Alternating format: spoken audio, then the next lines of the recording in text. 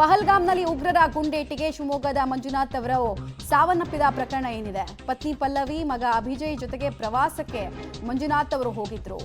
But ಬಂದಿದ್ದು ಮಾತ್ರ ಶವವಾಗಿ.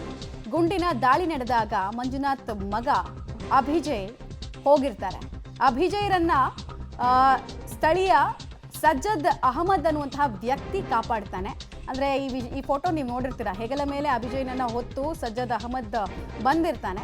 ಸಜ್ಜದ್ ಅಹಮದ್ ಕಾರ್ಯಕ್ಕೆ ತಂದೆ ಶ್ಲಾಘನೆ ವ್ಯಕ್ತಪಡಿಸ್ತಾ ಇದ್ದಾರೆ. ಒಳ್ಳೆ ಕೆಲಸ ಮಾಡಿದೆಯಾ ಮಗ ಅಂತ ಅವರು ಹೆಮ್ಮೆಯಿಂದ ಹೇಳ್ಕೊಂಡಿದ್ದಾರೆ ಪಬ್ಲಿಕ್ ಟಿವಿ ಜೊತೆಗೆ. ಈ ವಿಜುವಲ್ಸ್ ಎಲ್ಲ ನೀವು ನೋಡ್ತಿರ್ಬೋದು ಸೋಷಿಯಲ್ ಮೀಡಿಯಾದಲ್ಲಿ ಆಲ್ರೆಡಿ. ನೋಡಿ, ಇವ್ರನ್ನ ಕಾಪಾಡಿದ್ದು ಮುಸ್ಲಿಮ್ರೇ ಅಂತ.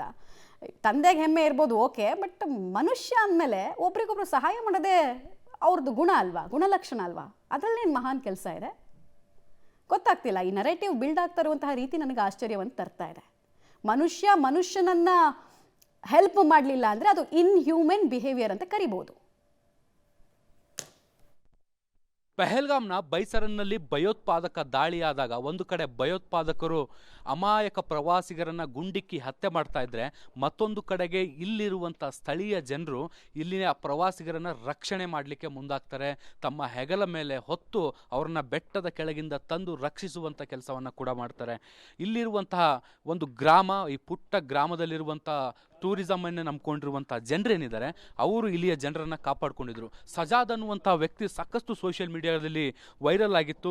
ಕರ್ನಾಟಕದ ಮಂಜುನಾಥ್ ರಾವ್ ಅವರ ಕುಟುಂಬವನ್ನು ಕೂಡ ರಕ್ಷಣೆ ಮಾಡಿದ್ದು ಸಜಾದ್. ಈಗ ನಾವು ಸಜಾದ್ ಇರುವಂತಹ ಮನೆಯಲ್ಲಿದ್ದೀವಿ. ಪಹಲ್ಗಾಮ್ನಿಂದ ಸ್ವಲ್ಪ ಮೇಲ್ ಬಂದರೆ ಗನ್ಸ್ಬಾಲ್ ಅನ್ನುವಂತಹ ಗ್ರಾಮ ಇದೆ. ಈ ಗ್ರಾಮದಲ್ಲಿ ಈ ಒಂದು ಮನೆ ಇರುವಂಥದ್ದು. ಇಲ್ಲಿಯ ನಿವಾಸಿ ಸಜಾದ್ ಆಗಿರುವಂಥದ್ದು. ಅವರು ಕುದುರೆ ಇಟ್ಕೊಂಡು ಬಿಸ್ನೆಸ್ಸನ್ನು ಮಾಡುವಂಥದ್ದು, ಪ್ರವಾಸಿಗರನ್ನ ಮೇಲೆ ಮತ್ತು ಕೆಳಗಡೆ ಕರ್ಕೊಂಡ್ಬರುವಂಥ ಕೆಲಸವನ್ನು ಮಾಡ್ತಾರೆ.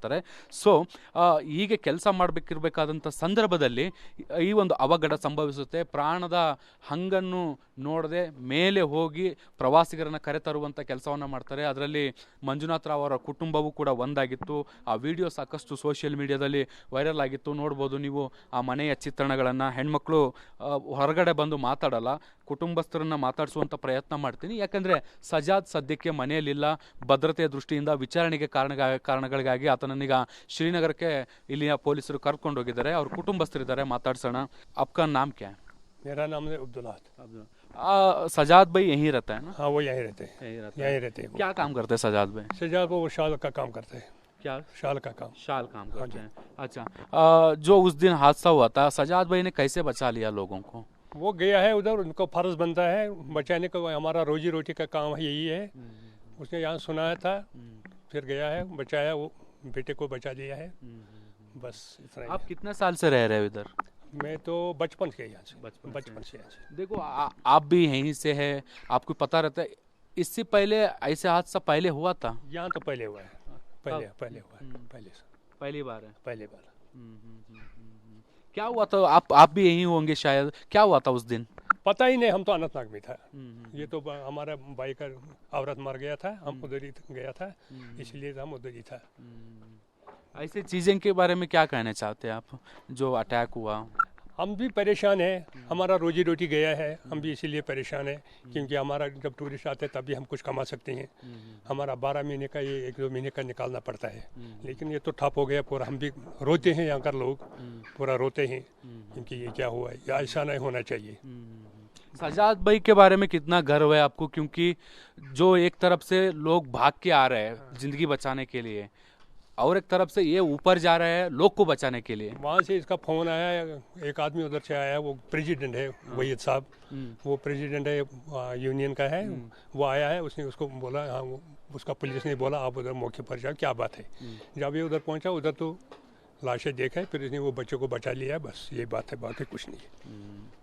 बहुत अच्छा काम किया है। काम तो अच्छा किया, वो तो हमारे हिंदुस्तान को पता चलेगा इसने एक बुरा काम किया है कि अच्छा काम किया है, उसको खुद पता चलेगा।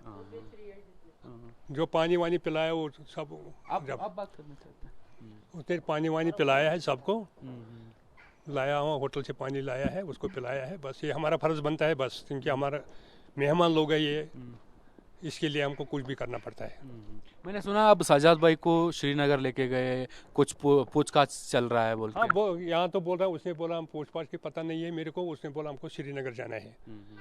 तो वो श्रीनगर सुबह 7 बजे गए हैं। यही बात है। ठीक है, धन्यवाद। ಇವರ ತಂದೆ ಹೇಳುವಂಥ ಮಾತುಗಳಿವು. ವಿಚಾರಣೆಗೆ ಅಂತ ಎಲ್ಲೂ ಕೂಡ ಸ್ಪಷ್ಟವಾಗಿ ಹೇಳಿಲ್ಲ, ಆದರೆ ಶ್ರೀನಗರ್ಗೆ ಕೆಲಸದ ಮೇಲೆ ಹೋಗ್ತೀನಿ ಅನ್ನುವಂಥ ನಿಟ್ಟಿನಲ್ಲಿ ಇವತ್ತು ಬೆಳಗ್ಗೆನೇ ಮನೆಯಿಂದ ಹೊರಟಿದ್ದಾರೆ ಅನ್ನುವಂಥ ಮಾತು ಅವರು ಹೇಳ್ತಾ ಇರುವಂಥದ್ದು. ಮತ್ತು ಇಲ್ಲೇ ಕೆಲಸ ಮಾಡ್ತಾ ಇರುವಂಥದ್ದು. ಅವರು ಕೂಡ ಕುದುರೆ ವ್ಯಾಪಾರದ ಜೊತೆಗೆ ಶಾಲ್ಗಳನ್ನು ಮಾರಾಟ ಮಾಡುವಂಥ ಕೆಲಸವನ್ನು ಕೂಡ ಮಾಡ್ತಾಯಿದ್ರು. ಪ್ರವಾಸೋದ್ಯಮದ ಮೇಲೆ ಜೀವನವನ್ನು ಕಟ್ಕೊಂಡಿದ್ರು. ಘಟನೆ ನಡೆದಂಥ ಸಂದರ್ಭದಲ್ಲಿ ಒಬ್ರಿಗೊಬ್ಬರು ಮಾತಾಡಿಕೊಂಡು ಎಲ್ಲರೂ ಒಟ್ಟಾಗಿ ಹೋಗಿ ಈ ಗ್ರಾಮದ ಯುವಕರು ಒಂದಿಷ್ಟು ಪಡೆ ಏನಿದೆ ಅವರೆಲ್ಲರೂ ಕೂಡ ಹೋಗಿ ಇಲ್ಲಿನ ಜನರನ್ನು ರಕ್ಷಣೆ ಮಾಡುವಂಥ ಕೆಲಸವನ್ನು ಮಾಡಿದ್ದಾರೆ. ಕ್ಯಾಮ್ರಾ ಪರ್ಸನ್ ಜಿತೇಂದ್ರ ಕುಮಾರ್ ಜೊತೆ Shabbir Nidugundi, public TV, Pahalgam. Okay, ಅವ್ರ ಅಪ್ಪನಿಗೇನೋ ಹೆಮ್ಮೆ ಇರ್ಬೋದು ಸರಿ, ಬಟ್ ನನ್ನ ಪ್ರಶ್ನೆ ಏನು ಗೊತ್ತಾ, ರಾಜಕಾರಣಿಗಳಂದ್ಮೇಲೆ ಅವ್ರು ಪ್ರಾಮಾಣಿಕವಾಗಿರಬೇಕು, ಪತ್ರಕರ್ತರಂದ್ರೆ ರಾಷ್ಟ್ರವಾದಿ ಪತ್ರಕರ್ತರಾಗಿರ್ಬೇಕು, ಪೊಲೀಸ್ ಆಫೀಸರ್ ಅಂದರೆ ಖಡಕ್ ಆಗಿರಬೇಕು, ಮನುಷ್ಯರು ಅಂದರೆ ಇನ್ನೊಬ್ರಿಗೆ ಸಹಾಯ ಮಾಡಲೇಬೇಕು. ಇದನ್ನಿಟ್ಕೊಂಡು ಬೇರೆ ವೈಟ್ ವಾಶ್ ಕೆಲಸ ಆಗಬಾರ್ದು ಅಷ್ಟೇ.